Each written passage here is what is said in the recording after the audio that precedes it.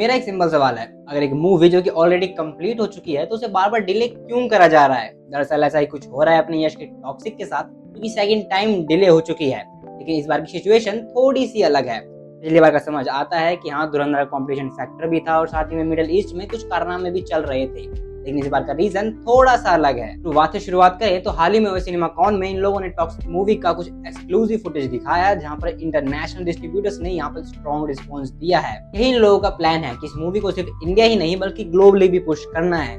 इसलिए मूवी को Hindi and English दोनों में शूट करा गया है, क्योंकि सुनने में काफी ज्यादा एम्बिशियस लगता है एंड ऑनेस्टली होना भी चाहिए, क्योंकि हमारे पोस्ट एरा में RRR और बाहुबली दो ऐसी मूवीज हैं जिन्होंने इंडियन फिल्म्स के लिए ग्लोबली डोर्स ओपन कर दिए हैं। इसीलिए यश चाहते हैं कि मूवी ऐसे टाइम पर रिलीज हो जब ये इंडिया और ग्लोबली दोनों में अच्छे से परफॉर्म करे, जो कि यश का गेम मैं समझता हूँ एक फेयर मूव है।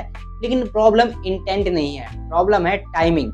जो टाइमिंग ये लोग ढूंढ रहे हैं वो शायद जून ही था। जून का विंडो ऑलमोस्ट परफेक्ट था, जब कोई फर्दर बड़ी इंटरनेशनल रिलीज नहीं थी। अब अगर आगे का कैलेंडर देखें तो जुलाई में सैन डिएगो कॉमिक कॉन है, साथ में स्पाइडरमैन ब्रांड न्यू डे भी रिलीज हो रही है, तो कोई चांस नहीं है। अगस्त में इंडिया की तो बड़ी फिल्में इंडिपेंडेंस डे पे रिलीज हो रही हैं। सितंबर में अपने रामायण का प्रमोशन चालू हो जाएगा एंड यश खुद भी नहीं चाहेंगे कि वो उस मूवी के सामने अपना क्लैश करवाएं जिसको वो खुद ही प्रोड्यूस कर रहे हैं। अक्टूबर और नवंबर में तो खुद रामायण और गॉडजिला -0 का क्लैश होने वाला है। दिसंबर में तो रहने ही दो, पहले ड्यून थी, उसी के तुरंत बाद अवेंजर्स डूम्सडे एंड उसी के तुरंत बाद शाहरुख खान की किंग। मतलब रियलिस्टिकली दिसंबर में कोई पागल ही हो जो अपनी मूवी रिलीज करेगा। लेकिन चलो एक बार को मान लेता है कि तुमने SRK की किंग के साथ अपना क्लैश करा दिया, तो ये भी मत भूलो कि उसकी मूवी ऑलरेडी तो ग्लोबल इवेंट के साथ compete कर रही होगी। तो as far as I can see, Toxic के पास जून ही एक बेस्ट पॉसिबल विंडो था जहां पर वो अपनी मूवी ग्लोबली रिलीज कर सकते थे। इसी वजह से शायद उन्होंने न्यू डेट अनाउंस नहीं करी है, क्योंकि उन्हें खुद क्लैरिटी नहीं है कि भाई कौन सी डेट पर डाले अपनी मूवी। खैर ये तो थी ऑफिशियल बात, लेकिन अगर इंडस्ट्रियल टॉक पे जाएं तो कुछ लोग ये भी कह रहे हैं कि मूवी अभी तक बनी नहीं है, अपने एडिटिंग फेज में है।